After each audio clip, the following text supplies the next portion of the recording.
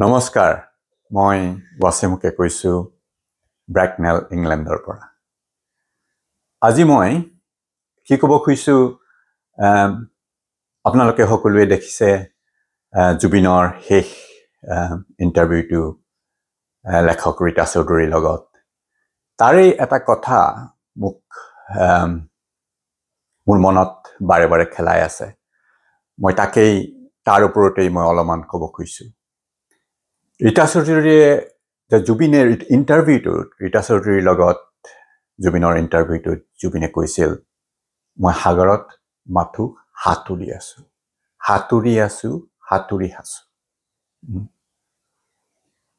তেতিয়া ৰীতা চৌধুৰী সুধিছিলে সাগৰতটো light house থাকে জাহাজ থাকে দিশ দেখুৱাই দি যাবলৈ কিন্তু জুবিনে কৈছে নাই মই খালি সাগৰখনত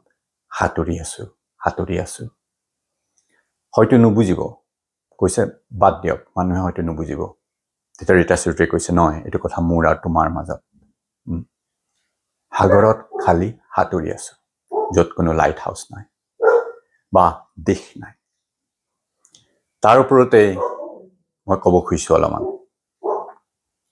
আচলতে জীৱনটো জুবিনে কোৱাৰ দৰে এখন সাগৰ বিশাল সাগৰ তাৰ প্ৰতিটো মুহূৰ্তত আহে যায় সাগৰৰ ঢৌৰ নিচিনা তাত কোনো লাইট হাউচ নাই কিন্তু এই জীৱন সাগৰত কোনো লাইট হাউচ নাই প্ৰকৃততে আমি লাইট হাউচবোৰ বনাই দিওঁ মনে লাইট হাউচবোৰ বনাই দিওঁ আমি জীৱনত এইটো কৰিব লাগিব আমি কিবা ডাক্তৰ হ'ব লাগিব আমি ইঞ্জিনিয়াৰ হ'ব লাগিব আমি এটা ঘৰ গুৱাহাটীত এটা 3 মহলাৰ ঘৰ এটা বনাব লাগিব বা কৰবাত এখন গাড়ী ল'ব লাগিব এই লাইট হাউচবোৰ যে আমি বনাও জীৱনত যে মোৰ ল'ৰা ছোৱালী আমুকত যাব লাগিব বা মই নিজে ডাক্তৰ হ'ব লাগিব এই লাইট হাউচবোৰ যে সাগৰত বনাও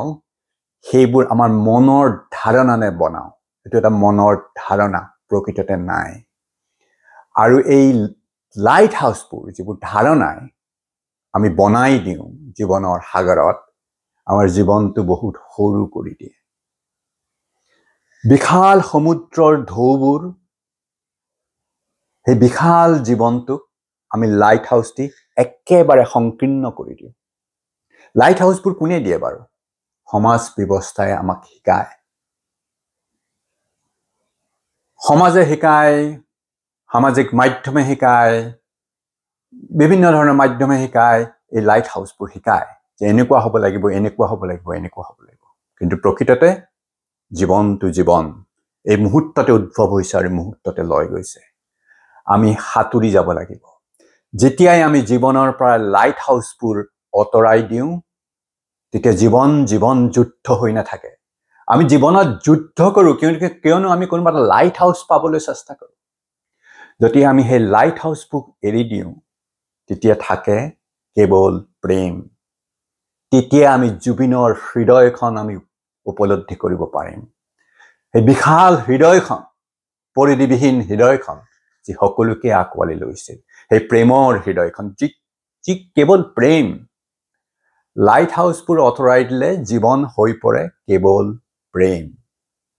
জীৱনে আমাক লৈ যায় প্ৰেমেই আমাক লৈ যায় প্ৰেমেই আমাক দেখুৱাই দিব জীৱনত তাত কোনো লাইট হাউচ নালাগে এই প্ৰেমে গছ গছনি পহু পক্ষী মানুহ সকলোকে আকোৱাই ল'ব এই জীৱনৰ সেই মুহূৰ্তই আৰু তেনেকুৱা হোৱা হলে আমি এই পৃথিৱীখনৰ লাইট হাউচবোৰৰ কাৰণে আমি পৃথিৱীখনক আমি ধ্বংস কৰি দিওঁ কাৰণ আমাৰ এইটো এনেকুৱা এটা হ'ব লাগিব তাৰ কাৰণে মোক এটা ডাঙৰ ঘৰ বনাব লাগিব তাৰ কাৰণে আমি বিভিন্ন ধৰণৰ পদ্ধতি লওঁ গছবোৰ কাটি দিওঁ জীৱ-জন্তুবোৰটো আমাৰ বেলেগ আমাৰ একো উপকাৰ নকৰে পঠাই দিওঁ দৌৰাই দিওঁ তাহাঁতক মাৰি দিওঁ পৃথিৱীখন ভাঙি চিঙি তাৰ পৰা তেল উলিয়াওঁ কওঁ এয়া আমাৰ কি হৈছে ডেভেলপমেণ্ট হয় জানো সেয়া হৈছে জানো সেয়া আমাৰ মনে শান্তি পাইছে জানো আমাৰ মনবোৰ প্ৰেমে আৱৰি ধৰিছে জানো আমি জুবিনৰ সেই হৃদয়খন পাইছো জানো নাই কি হৈছে গতিকে জুবিনৰ সেই কথাষাৰ আমি উপলব্ধি কৰিব লাগিব। মই মাথো সাঁতুৰি আছো সাঁতুৰি আছো সাঁতুৰি আছো এই সাগৰত। লাইট হাউচ নাই, কিন্তু খালি সাঁতুৰি আছো। আমি তেনেকৈ জীৱনটোত এই মুহূৰ্তত যি হৈছে সেই মুহূৰ্ততে আমি উপলব্ধি কৰিব লাগিব। আৰু মুহূৰ্তত যি হয় সেয়া বিশাল, কিন্তু অতি বিশাল।